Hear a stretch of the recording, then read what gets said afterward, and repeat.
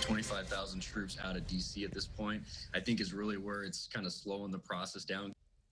Those troops were in Washington, D.C. for the inauguration, but now they're slowly starting to return home, some of them to Illinois. Good evening. I'm Jessica Coons. I'm Paul Cicchini. National Guard from across the country were called to duty in D.C.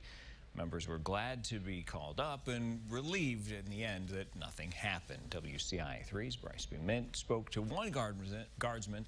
Bryce, he is still waiting to return to Illinois. Yes, Staff Sergeant Brandon Rakers is still in D.C. It's going to take a while to get thousands of troops home, but it didn't take long for them to get there in the first place.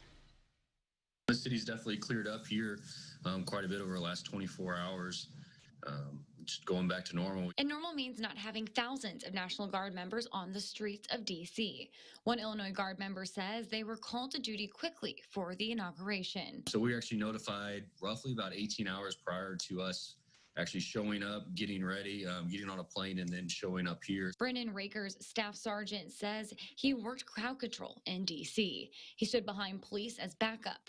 Guard members weren't just in D.C. They were also at the state capitol in Springfield, all as a precaution. You know, you never know what is going to truly happen.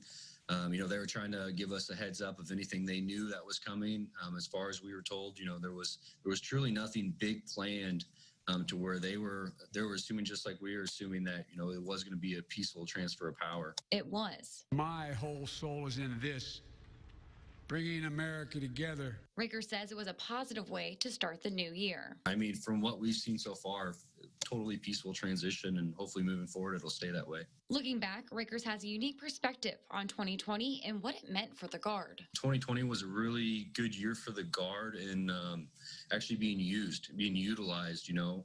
For years on end, we just sit stagnant. Rakers hopes in the future the National Guard will be called again, but will also have a similar peaceful outcome as the inauguration ceremony. You know, if something did seem to happen, if people did show up, we were there to respond, but I think the presence was really the key goal there. Sergeant Rakers told me people in the community were extremely welcoming. He said he was even given free coffees at the local coffee shop. But after all this, he's ready to return home. Live in the newsroom, I'm Bryce B. Mint, WCIA 3, your local news leader. Certainly a part of history and on the right side. Bryce, thanks. 12 Army National Guard members were removed from their inauguration duty. 2 removed for comments and texts. The other 10 were removed for questionable behavior. All of this was out of an abundance of caution.